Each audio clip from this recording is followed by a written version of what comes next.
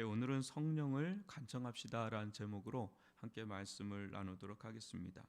오늘 말씀 보면 기도에 대해서 예수님께서 두 가지 비유를 하시는데, 첫 번째는 그 버대게 간청하는 그 장면이 나옵니다.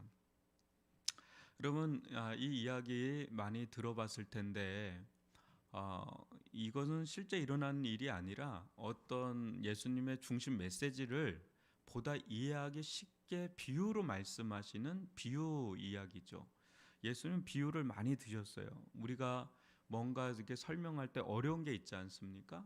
그럴 때 어떤 비유를 하면 그게 무슨 말이지? 뭐 이런 게 있는 거죠. 여기서도 마찬가지입니다. 충분히 일어날 수 있는 일이죠.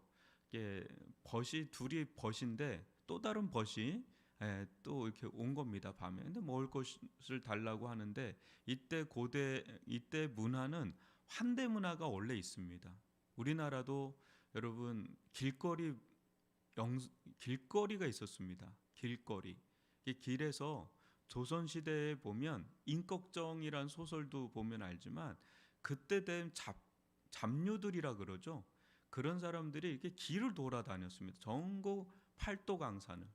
그 사람들이 어떻게 거기서 돌아다닐 수 있었느냐면 대접의 문화가 있었기 때문에 그래요. 우리나라가 원래 환대 문화, 대접 문화가 상당히 발달했던 문화입니다. 그런데 지금은 이제 아파트가 되면서 이게 거의 단절된 문화가 돼버렸죠. 원래 광장 문화가 있었잖아요. 마을에 보면 큰 마당이라 그랬어요. 제가 어렸을 때도 기억이 나는데 마을에 마당이다 그랬어요. 큰 마당 하면 그게 이제 어떤 지역 이제 그런 어떤 스팟이 있었습니다. 지금으로 말하면 하스팟 같은 데가 있었어요. 그 구판장이라고 그러죠. 구판장, 마을회관 뭐 이런 데서 모든 마을이 좀 모였고요.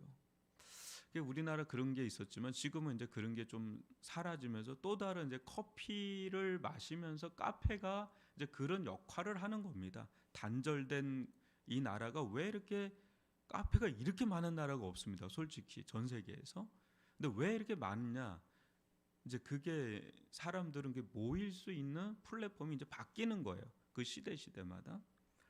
여하튼간에 이때 당시는 벗이 오면 대접하는 문화가 있는데 없는 겁니다. 그러니까 자기가 또 다른 친한 벗에게 가는데 너무 귀찮은 거죠. 난 지금 장자리에 들었는데 아무리 환대 문화가 있고 대접 문화가 있어도 이건 너무 귀찮고 힘든 거예요. 이거 굉장히 또 무례한 거 아닙니까? 무례한 겁니다. 이게 이제 비유잖아요. 우리로 보면 이거 조금 지금은 상황이 안 된다.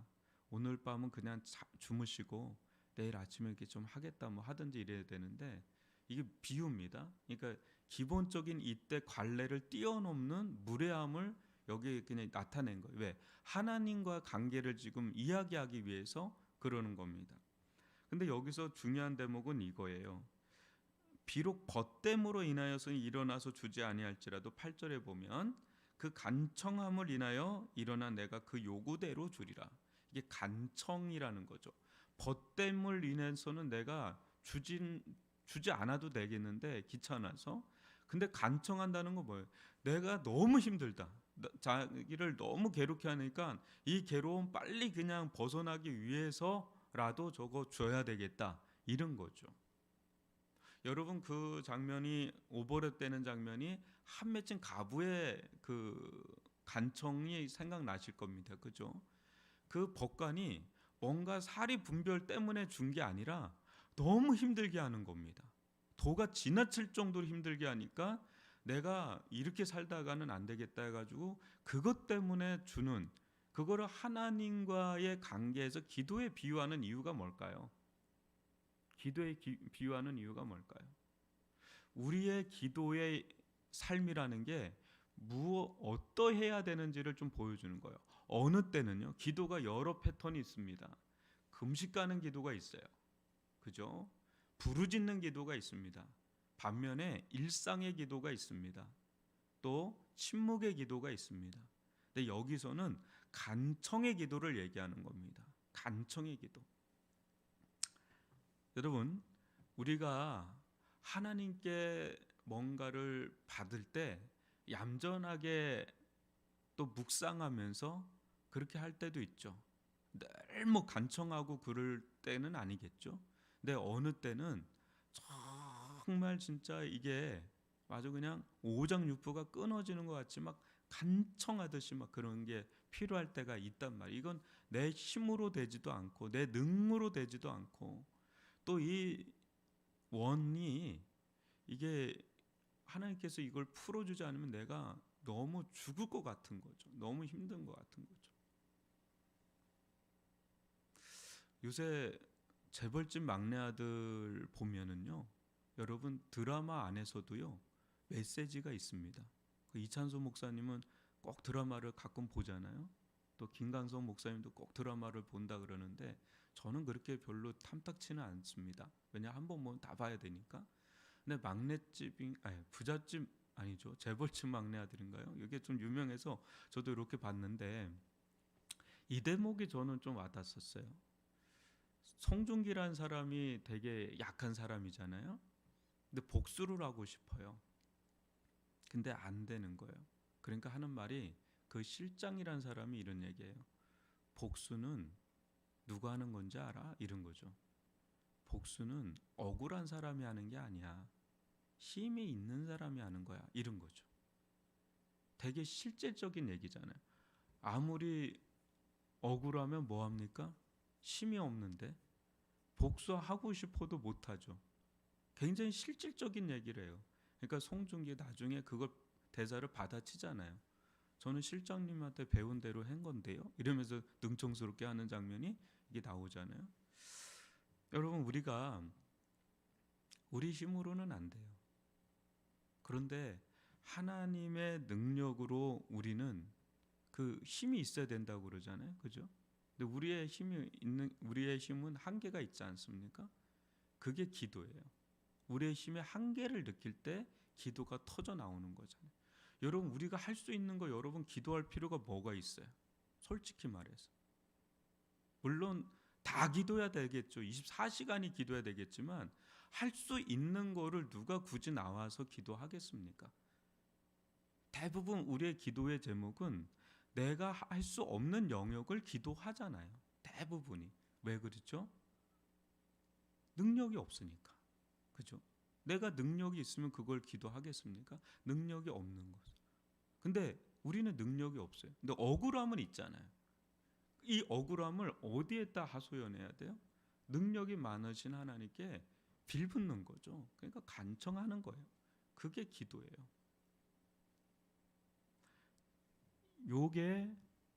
요게 별거 아닌 것 같은데 엄청난 별거입니다. 이게 엄청난 겁니다. 그 다음에는 보면은 그래요. 구하라. 우리가 너무 잘 아는 거죠. 9절에 보면 구하라 그러면 너에게 주실 것이다. 찾으라 그러면 찾아낼 것이다. 문을 두드리라 그럼 너에게 열릴 것이다. 그래요. 저를 한번 보시면요. 제가 우리 교회 와가지고 뭐 여러 일들을 겪었습니다. 많은 사람들은 교회의 중심에서 이루어지는 것을 잘 모를 때가 있죠. 결과만 주로 보니까. 근데 그 과정이 있잖아요. 근데 저는 여기 와서 가장 기억 남는 건 우리가 이 본당을 이제 매입하게 되는 과정이었습니다. 여기는 우리가 사고 싶어서 산 게 아닙니다. 많은 사람들이 아직 이 부분을 잘 모를 때가 있어요. 어쩔 수 없어서 산 겁니다. 어쩔 수 없어서. 근데 이 부분을 많이 묵상해야 됩니다. 어쩔 수 없어서 산 거에 대한 거를 많이 묵상해야 돼요. 저는 묵상하거든요. 근데 많은 사람들은 생각을 안 하실 거예요. 당연히 생각 안 하죠. 왜냐하면 본인의 일이라고 생각을 안 하기 때문에. 저는 아주 직접적인 일이기 때문에 생각을 하는 거죠. 그래야 앞으로 우리 교회 방향도 거기에 있는 거예요. 어쩔 수 없어서 산 거면 그거에 따라서 교회가 움직이는 거예요. 어쩔 수 없어서 샀다. 그러면 중심은 어디에 있어야 될까요? 어쩔 수 없어서 산 여기에 중심이 있는 게 아니겠죠. 교회의 본질에 더 집중하는 거죠. 산 거에 집중하는 게 아니라 본질에 집중해야 되는 거예요. 그래야 이 산 게 따라오는 거예요. 근데 여기에 집중하는 순간에 본질을 잃어버리는 거예요. 저는 이게 하나가 큰 거고요. 많은 분들이 저 뒷자리가 지난주에 회자가 됐습니다. 그러면서 제가 생각한 게 그겁니다. 저도 놀란 건데 5년 동안 저 생각을 한 적이 없어요, 우리가. 그렇죠? 5년 동안 저 생각을 한 적이 없어요. 근데 저게 딱 되면서 뭔가 전환이 좀 되는 거죠. 왜냐하면 한여름 있죠. 또 한겨울. 우리는 공동체적인 교제를 하기가 어려운 그런 환경이었었습니다. 그런데 저게 열리면서 이게 교제권이 열릴 수 있겠다라는 전환이 되는 거죠. 근데 이런 것들이 원래 있는 거지 않습니까? 그죠? 있는 건데 찾아내는 거죠. 그러니까 답은 어떤 분이 그러더라고요, 저한테. 아우, 우리 안에 답이 있네요. 이 얘기를 하는 거죠. 그러니까 여러분 보세요. 가정에서도 그렇고 생업의 현장 있잖아요. 사업을 하거나 직장 생활을 하거나 저는 그런 경험들이 좀 있긴 있어요. 지혜가 필요한 거예요. 그죠? 근데 이게 막막해요. 막다른 골목이에요. 교과서에 없는 일들이 너무 많은 거죠. 그런데 아까 매입을 하는 과정도 혼자 하는 건 아닙니다. 절대로. 같이 모으다 보면 지혜를 모으다 보면 누가 이걸 돕는 손길이 있었던 거예요. 우리 앞에 신권사님 계시지만 너무 돕는 손길들이 하나 두 개가 쌓이니까 그 큰 산도 넘어가고 또 발을 동동 굴죠. 근데 구하는 거예요. 찾는 거예요. 또 두드리는 거예요. 아주 벽에 대고 두드리는 것 같은 거예요. 그런데 우리에게 하나님이 계시잖아요. 열리는 거예요. 그리고 찾아내는 거예요. 그리고 그게 구해지는 거예요. 그런 일들이 십시일반 모여서 뭔가 그림이 나오고 뭔가 이게 되는 거지 그냥은 안 되죠. 그 속에 이제 간청도 있고 두드림도 있고 발을 동동 구는 것도 있고 계속해서 생각을 하는 거죠. 계속해서 하나님의 지혜를 구하고 그러다 보면 어느 순간 막막한 길에 마치 시온의 대로가 열리는 것처럼 또 열리는 우리 가정 안에도 얼마나 문제가 솔직히 많습니까? 또 이 시대 또 살아가는 것 자체가 굉장히 지혜가 많이 필요합니다. 근데 여러분 10절 11절 보시면 10절 보면 구하는 이마다 받을 것이다. 이게 되게 수지타산이 맞는 거거든요. 굉장히 이게 수지가 맞는 장사인데 이거 하는 사람이 별로 없어요. 너무너무 답답한 거예요. 믿는 사람의 가장 수지 맞는 장사는 기도거든요, 실은. 아니 이게 특권이잖아요. 이걸 곤욕이라고 생각을 하는데 아니거든요. 기도의 세계에 눈 뜨면 이거보다 수지 맞는 게 없잖아요. 그죠? 이 지금 카드가 우리에게 기도 카드가 주어졌는데 이 카드 긁어야 되는데 이거 안 긁고 있는 거 이거 너무 아까운 거지 않습니까? 구하는 이마다 받을 것이다. 찾는 이는 찾아낼 것이다. 두드리는 이에게는 열릴 것이다. 우리 안에 답이 있다. 하나님 안에 답이 있다. 하면서 이렇게 나가다 보면 하나님께서 그거를 하나씩 하나씩 우리의 길을 열어가는 것을 보게 되는 거죠. 근데 우리 가운데 지금 가장 필요한 게 그럼 뭘까? 간청, 또 구하고 두드리고 찾아내야 될 게 뭘까? 많은 게 있겠죠. 그죠? 물질에 막힘 있는 사람은 물질을 놓고 기도해야 되겠고요. 자녀들의 어떤 막힘이 있다면 그 자녀들을 놓고 또 건강에 문제가 있다면 건강이 있겠고 어떤 승진해야 될 문제도 여러 가지 기도거리들은 많은데 제가 이 말씀에서 볼 때는 13절인 것 같아요. 많지만 13절에 성령인 것 같아요. 성령.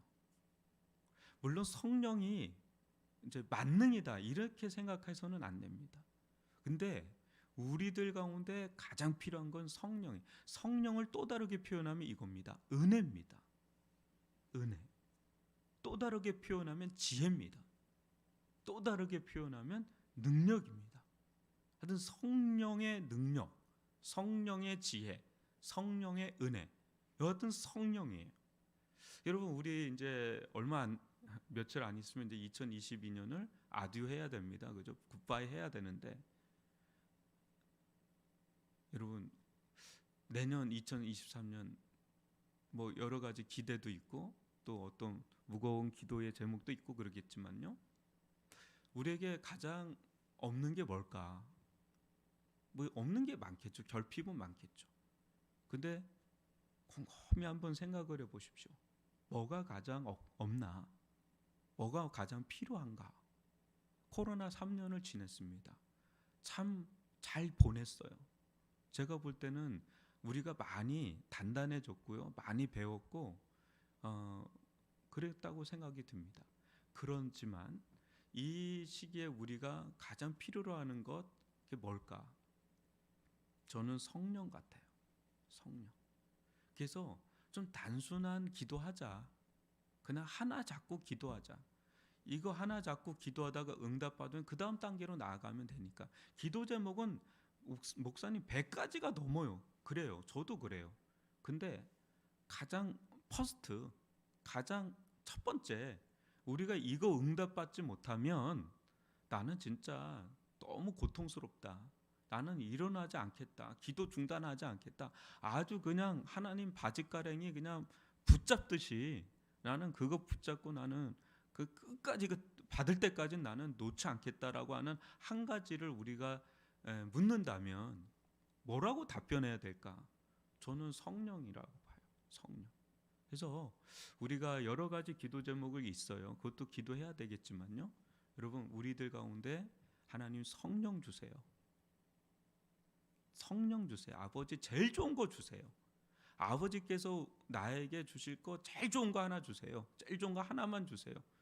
이거 뭘 주기를 원하냐? 성령이요. 성령 충만 주세요. 성령의 은혜 주세요. 성령의 지혜 주세요. 성령의 능력 주세요. 저 그거 하나면 족합니다, 하나님. 저 그거 하나면 족하니까 제일 좋은 거 주세요. 하나님이 저에게 주시고 싶은, 아버지가 저에게 주시고 싶은 제일 좋은 거 하나 주세요. 성령 주세요. 이거 받을 때까지 저 하나님 괴롭힐 거예요. 아주 괴롭힐 거예요. 아주 그냥 못 주무시게 괴롭힐 거예요. 막 이런 심산으로 한번 나아가 보자는 거죠. 성령 받으면 놀라운 일들이 일어나죠. 그죠? 환경과 조건이 변화된 게 아닌데 그렇게 행복하죠. 그렇게 기쁘죠. 그죠? 그리고 이겨낼 수 있는 힘이 주어지잖아요. 그 지혜도 주어지잖아요. 성령의 지혜는 반짝거려요. 반짝거립니다. 근데 그 하나가 뛰어넘어요. 그냥 세월을 뛰어넘습니다. 한계를 뛰어넘는 건 지혜입니다. 지혜. 내 성령이죠. 우리 오늘 말씀 가지고요. 여러분 좀 마음을 다잡고 뭐 많은 것이 있겠지만은 다 주님 앞에 그냥 토로하십시오. 마음의 무거운 짐들 다 토로하되 하나 주십시오라고 한다면 성령 주십시오. 저에게 성령 주십시오. 주님. 성령 주시되 하나 더 기도할게요. 주님. 뭐냐? 그 받은 성령을 잘 간수할 수 있게 해주세요. 꺼트리지 않고 잘 타오르게. 왜 여러분 옛날 어머니들이 아궁이의 불 끄지지 않게 하는 게 큰 일이었지 않습니까? 옛날에. 그것처럼 이거 잘 간수하도록 평생 성령 충만함을 간수할 수 있는 그릇 되게 해주세요. 이 두 가지면 제가 볼 때는 무슨 큰일이 있겠나 싶어요. 우리 이거